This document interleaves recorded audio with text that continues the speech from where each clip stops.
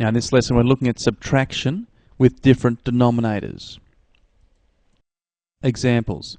We're asked to find firstly 3/4 minus 2/3. So you can see that the denominators are different. So we need to think 4 and 3, what number do they both go into? Well, that number is 12, so we're going to use a denominator of 12 in this case. So, focusing on the 4, how do we change that to 12? Well, to do that we times by 3, so that we do the same to the top. How have we changed the 3 to make it 12? Well, to do that we multiply by 4. Again, we do the same to the top. So we have 3 times 3 is 9. Now this time we have minus, and 2 times 4 is 8. So we have on the top 9 minus 8 will be 1, and it's over 12. So our answer is 1 over 12, 1/12. Example 2, 3/5 minus 1/4. Well, we're looking at the denominators, they're different, 5 and 4. What's the lowest common denominator we can deal with?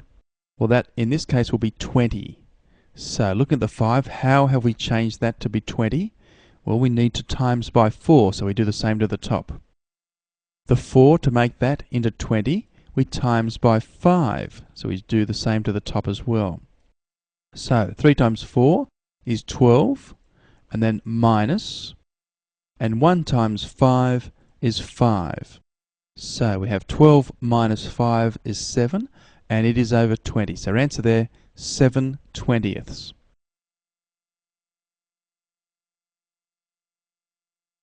Example 3, 9/10 minus 1/2. Well, we're looking at 10 and 2. What's the smallest number that they both divide into? Did you say 10 or 20? Hopefully you said 10, okay? There it is, 10. So, the first denominator is 10. How do we change that to 10? Well, we don't have to change it at all. We can leave it alone, okay? We don't do anything to it. But what about the 2? To change that to a 10, we times by 5, so we do the same to the top. So our first fraction, remember, we remained unchanged. We leave it as 9, minus, and then 1 times 5 is 5. So we have on top 9 minus 5 is 4, and that is over 10. So our answer there is 4/10. However, can we break this down? Always remember, look at your answer, can we break it down? Yes, we can, by dividing both the top and the bottom by 2. So, on top, 4 divided by 2 is 2, and on the bottom, 10 divided by 2 is 5. So our answer there is 2/5. Excellent. Our final example in this lesson, 5/9 minus 3/8. Well, 9 and 8. Can you think of a number that they both go into? Okay, remember, if you do get stuck, we can always just multiply. And in this case, 9/8 are 72. So 72 is in fact the number we want. So 9, how do we change that to 72? We times by 8. So do the same to the top.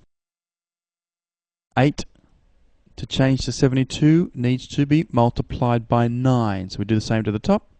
So we have 5 times 8, which is 40, minus in the middle, and 3 times 9 is 27. So 40 minus 27 on top, that's 13, isn't it? And it's over 72. So our answer there, 13 over 72.